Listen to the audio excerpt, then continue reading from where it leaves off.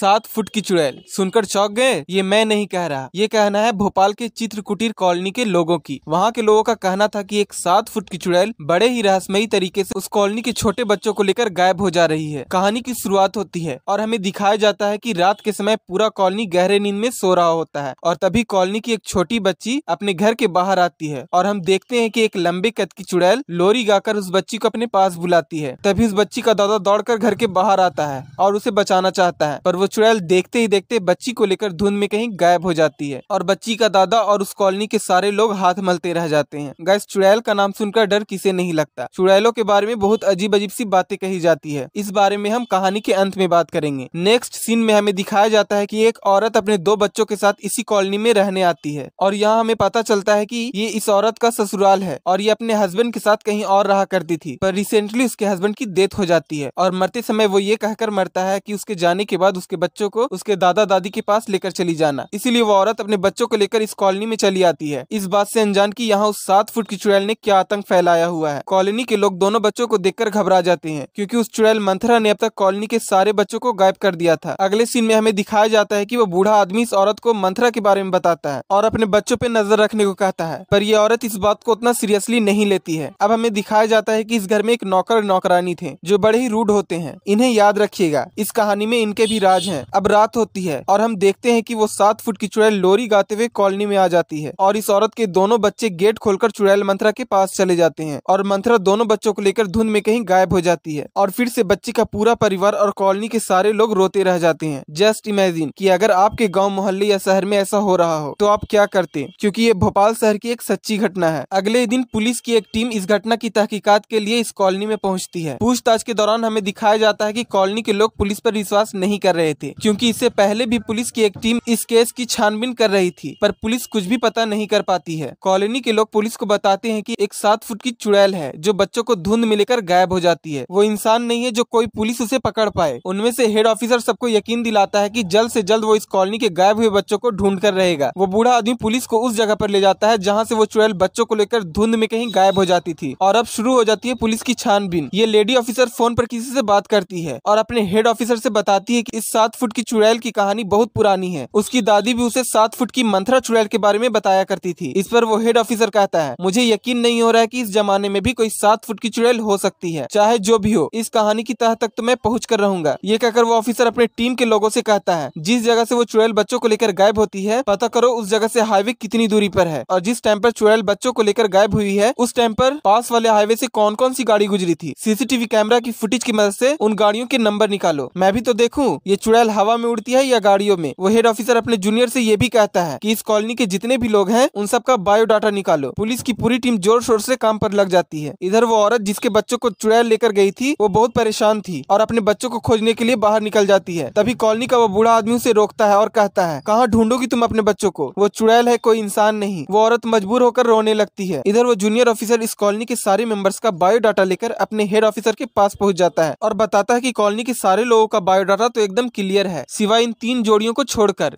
पहली जोड़ी के खिलाफ भोपाल में तो कई एफआईआर भी दर्ज हैं और दूसरी जोड़ी इन दोनों कपल्स का है जो 1 साल पहले इस कॉलोनी में रहने आए थे और उस 7 फुट की चुड़ैल द्वारा गायब किए गए बच्चों में से सबसे पहला बच्चा इसी जोड़ी का था। और ये तीसरी जोड़ी इन दोनों नौकरों की है। इन्होंने इस कॉलोनी के लगभग सारे घरों में काम किया है। ये किसी एक घर में कभी नहीं टिकते। अभी ये उसी घर में काम कर रहे हैं जिस घर के दोनों बच्चे गायब हुए हैं। पूरी बात सुनकर वो हेड ऑफिसर फैसला करता है कि वो कॉलोनी के सारे लोगों को अरेस्ट कर तहकीकात करेगा। पुलिस की पूरी टीम कॉलोनी के लोगों को अरेस्ट करने के लिए चित्रकुटीर कॉलोनी पहुंच जाती है, पर कॉलोनी के लोग उस हेड ऑफिसर का विरोध करने लगते हैं, जिस पर मजबूर होकर वो हेड ऑफिसर हवा में फायरिंग करता है और अपने टीम से कहता है कि इन सबको गिरफ्तार कर लो। पुलिस की टीम जैसे ही कॉलोनी के लोगों को गिरफ्तार करने के लिए आगे बढ़ती है, वो लेडी ऑफिसर उन्हें रोकने के लिए सामने खड़ी हो जाती है और कहती है कि वो ऐसा नहीं होने देगी, ये गैर कानूनी है। उस हेड ऑफिसर और उस लेडी ऑफिसर में बहस शुरू हो जाती है और वो हेड ऑफिसर उस लेडी ऑफिसर पर गोली चला देता है और तभी एक और हेड ऑफिसर की एंट्री होती है और वो कानून हाथ में लेने के इल्जाम में पूरी टीम को सस्पेंड कर देता है। गाइस, जिस पुलिस टीम पर कॉलोनी वालों को इतना यकीन था वो टीम इस तरह से सस्पेंड हो जाती है। पर कहानी यहाँ खत्म नहीं होती। नेक्स्ट सीन में हमें दिखाया जाता है कि एक बच्चा रात में एक आश्रम के बाहर खड़ा होता है और तभी वो 7 फुट की चुड़ैल उस बच्चे की तरफ बढ़ती है। लेकिन इससे पहले कि वो उस बच्चे को ले जा पाती, वो ऑफिसर और उसकी पूरी टीम वहाँ पहुँच जाती है जिसे सस्पेंड किया गया था। पुलिस को देखकर वो चुड़ैल वहाँ से भागने लगती है। वो ऑफिसर उस चुड़ैल को पकड़ने के लिए उसके पीछे भागता है और तभी कोई छुपकर उस चुड़ैल को शूट कर देता है और यहाँ हमें पूरी सच्चाई का पता चल जाता है। पहली सच्चाई तो ये कि पुलिस सस्पेंड वाली पूरी घटना इन ऑफिसर्स का गेम प्लान था ताकि इन सब के पीछे जो कोई भी है वो पुलिस का डर हटाकर शिकार पे निकले। और दूसरी सच्चाई ये थी कि ये कोई 7 फुट की चुड़ैल नहीं थी बल्कि एक नॉर्मल कद की सर्कस में काम करने वाली एक लड़की थी जो बांस के डंडों की मदद से 7 फुट की चुड़ैल बनती थी। चुड़ैल का खौफ फैलाकर बच्चों की तस्करी की जा रही थी। ये सर्कस वाली लड़की तो बस एक मोहरा थी, असली खिलाड़ी तो कोई और था जो अपना भांडा फूटने के डर से चुड़ैल बनी लड़की को मार देता है। पुलिस के पास फिर से एक नई चुनौती थी क्योंकि ये चुड़ैल बनी लड़की तो मर चुकी थी। अब असली अपराधी तक पहुंचना और मुश्किल था, पर पुलिस थोड़ा दिमाग लगाती है और असली अपराधी तक पहुंचने के लिए उस रोड के पास की सीसीटीवी फुटेज को खंगालना शुरू करती है जिस रोड के पास से चुड़ैल उन बच्चों को लेकर गायब होती थी। सीसीटीवी में पुलिस 6 ऐसी गाड़ियों को नोटिस करते हैं जो बच्चों के गायब होने वाले दिन और ठीक उसी वक्त पर उस हाईवे से गुजरी थी। पुलिस को शक तब होता है जब वो 6 की 6 गाड़ियां एक ही इंसान के नाम पर दर्ज मिलती है, अभय सब्रवाल। पुलिस की टीम अभय सब्रवाल के घर पहुंच जाती है। पुलिस को लगता है कि इन सब के पीछे अभय सब्रवाल का ही हाथ है, लेकिन वहां जाकर पुलिस को ये पता चलता है कि अभय सब्रवाल ने तो ये 6 गाड़ियां किसी और को किराए पर दे रखी है जिनका नाम मिस्टर एंड मिसेज चौबे है। अब पुलिस अभय सब्रवाल से उनका एड्रेस लेकर उनके पास पहुंच जाती है और यहाँ असली मास्टरमाइंड का चेहरा सामने आता है। ये दोनों चित्रकुटीर कॉलोनी में रहने वाले ही कपल थे। ये बताते हैं कि ये लोग कई सालों से बच्चों की तस्करी कर रहे थे, पर साल में 1-2 बच्चे ही इनके हाथ लग पाते थे। एक दिन इन्होंने मंथरा चुड़ैल की कहानी सुनी और इनके दिमाग में एक खतरनाक प्लान आया और दोनों ने चित्रकुटीर कॉलोनी में एक घर किराए पर ले लिया और फिर इन्होंने सर्कस में काम करने वाली पीहू को चुड़ैल का गेटअप देकर बच्चों को अगवा करवाने लगे। वो दोनों नौकर भी इनके साथ मिले हुए थे। उनका काम ये होता था कि जिस भी बच्चे को अगवा करना होता था वो दोनों उसी के घर नौकरी करने जाते थे और उस बच्चे को मंथरा चुड़ैल की कहानी सुनाते थे और कहते थे कि चुड़ैल बच्चों की विश पूरी करती है, इसीलिए बच्चे बिना डरे चुड़ैल के पास चले जाते थे।